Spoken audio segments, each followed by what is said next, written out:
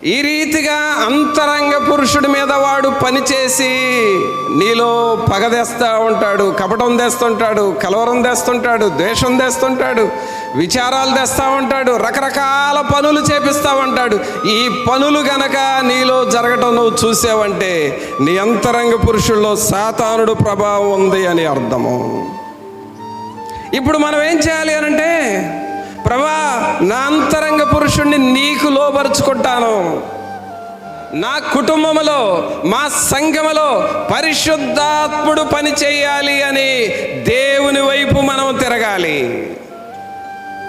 దేవుని వైపు నువ్వు తిరిగితే జబ్బులు పోతాయి, అప్పులు పోతాయి, దిగుళ్ళు పోతాయి, విచారాలు పోతాయి, కలహాలు పోతాయి, కలవరాలు పోతాయి. ఆమేన్.